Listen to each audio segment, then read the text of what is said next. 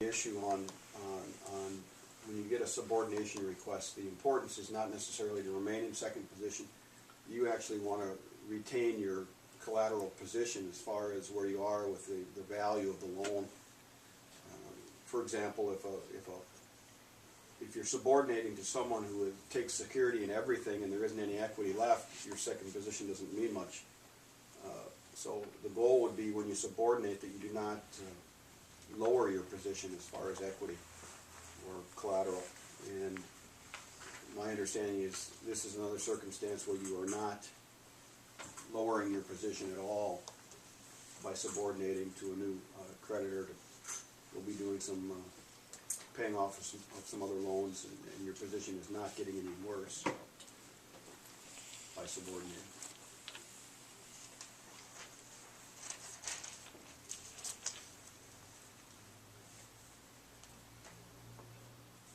So what action? So you'd be okay with them approving that subordination?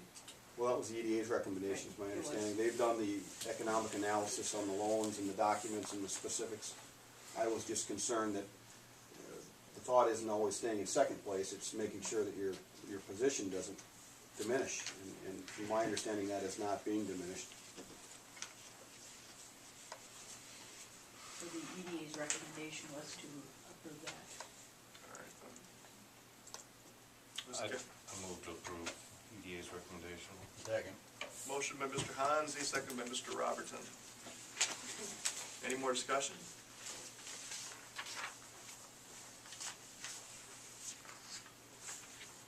All in favor of the motion say aye. Aye. All opposed? The motion passes. If you could sign that, Chris, that's the American Legion one, and then Joyce will be able to notarize it. If you want it. No? And then we'll be done with it.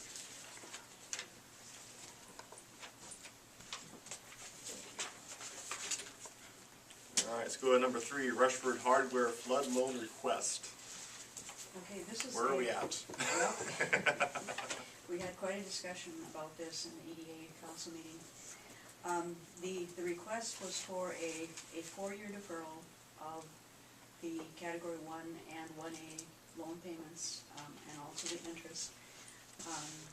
And the purpose was so that they could pay off their conventional building property loan in the meantime, which is a very similar loan payment amount. The subcommittee had recommended that the 4-year deferral be allowed, but that the interest should accrue from the day that the payments would normally have been due. In the process of the discussion, setting up policy for up to a 4-year deferral with annual review was discussed.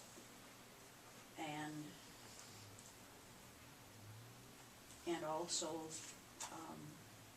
the bottom line is the motion was made to grant Rushfoprd Hardware a deferral for up to the 4 years, with the interest accruing and adding to the loan principal,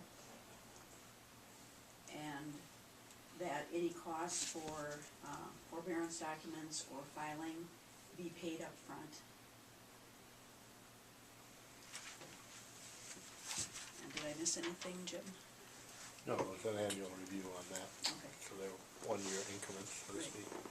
So there would be done in 1-year increments with an annual review at the end of each year. You concur, Terry? That's what the motion was, yes. The applicant would pay for any and all costs associated with that Right. annual review. So the deferral in effect is for a year, up to 4 years. Correct.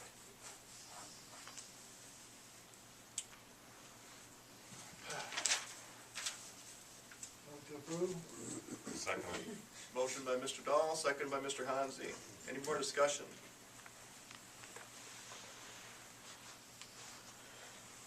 All in favor of the motion say aye. Aye.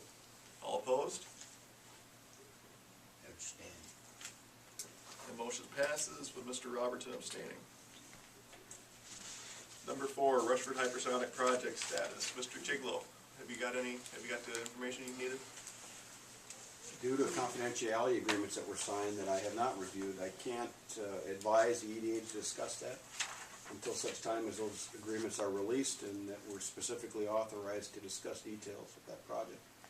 I have not seen that agreement yet, No, and actually the project has changed slightly. so there should be no discussion until such time as we can determine what you can and can't talk about from an EDA perspective. So at this time, I'm advising no discussion. All right, we will move on then. All right, let's move on to 8D, review of the Guardian Inn Motel Community Center project. Developer Tom Suri will be in attendance to discuss the progress of the project. Mike Bubani of David Drown Associates will be in attendance to review the financing plan and explain the various options available, including tax increment financing. TIF. Mr. Suri? Mr. Mayor, Council. My name's Tom Sri with Guardian Inn, Inc. I'll give you an update on the community center. As you know, the STS is working on that. It now has been rocked on the ceiling. We're waiting for a wall inspection that's been insulated, and when it is inspected, then the sheetrock will go on the side. When that happens, then STS will be done with their work on the project, and we will then go forward with the completion of the community center. The motel is a little bit different animal. The EDA approved a tax increment financing abatement that Mike will talk about, along with a loan of $160,000. That's low interest. That would need a public hearing. I pass that on to the interested bank.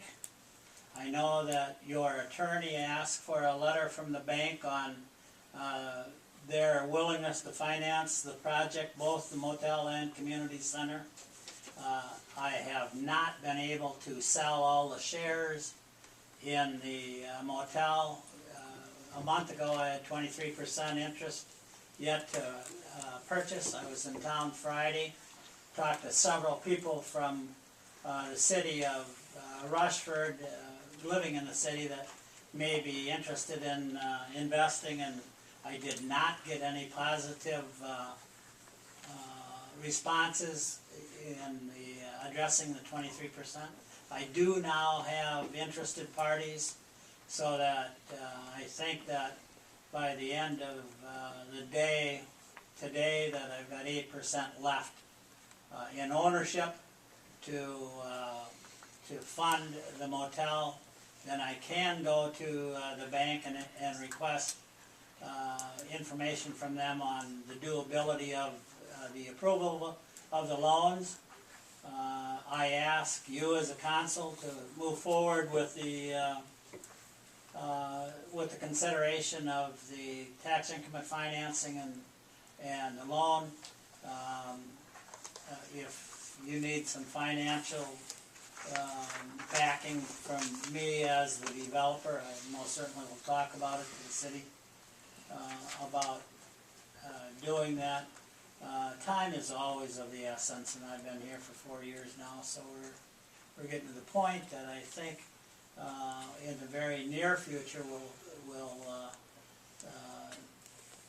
have a doable project. If the financing of the motel doesn't go forward, we will still get financing for the community center and complete that. I have contract obligations in June, July, and August for the completion of the community center, even though that we know that the motel isn't going to be done. I'll answer any questions. When did the $60,000 loan become $160,000? I think it was approved by the EDA on February 1st or 2nd. You could ask Joyce.